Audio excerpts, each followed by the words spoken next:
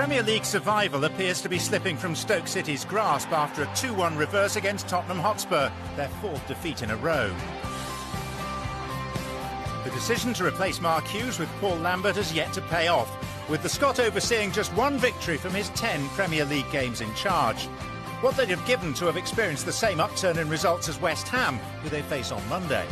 Having replaced Slaven Bilic, David Moyes has led the Hammers from 18th to 6 points clear of the drop zone.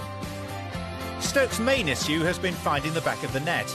And in Paul Lambert's last 35 Premier League games as a manager, going back to his final season at Aston Villa, his teams have scored just 19 goals.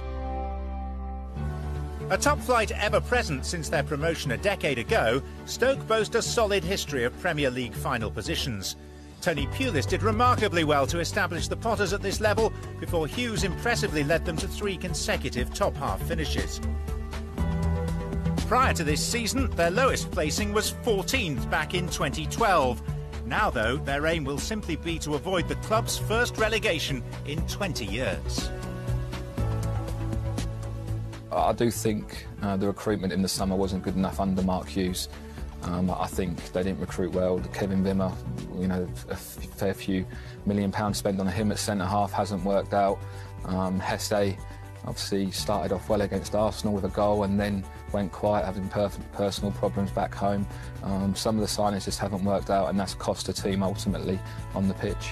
However, the departure of Marko Arnautovic has arguably had the biggest effect, robbing the Potters of one of their most significant goal threats.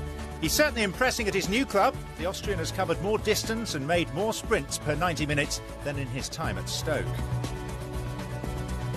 He's also proving more lethal than ever in front of goal.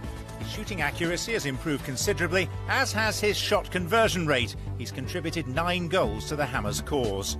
So, just how much are Stoke missing him? Obviously, it's detrimental to Stoke. You look at the treble they're in now, but I think it's been a great signing for West Ham. Didn't start off well and the fans were doubting him as a player, but since then I think he's been fantastic, especially under David Moyes, who's got the best out of him and played him on more central areas, and he's scoring important goals for the club, so I think overall he's been a very good signing. The signing of Joe Hart, however, has been called into question by many, but he delivered a man-of-the-match display in the 1-1 draw with Chelsea last time out. The on-loan keeper, who's endured a difficult campaign in East London, made 5 saves, some of them magnificent, to keep his side in the contest at Stamford Bridge. A timely boost with the World Cup just around the corner.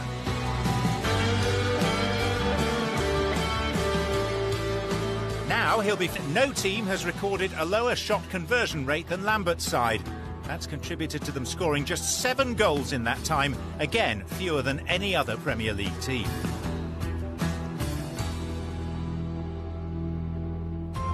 But the omens are not promising for the Potters ahead of their trip to London. They've not won in any of their last 18 Premier League visits to the capital city. So do such factors play on their minds heading into Monday night's matchup? I think they do. I think you realise every time you travel down to London or to certain cities that you've not got a good record here, so it does play in the back of your head, and you're desperate just to get that monkey off your back, so to speak, and get the 3 points. So that's what they'll be looking to do. It's a huge game. It's win or bust, really.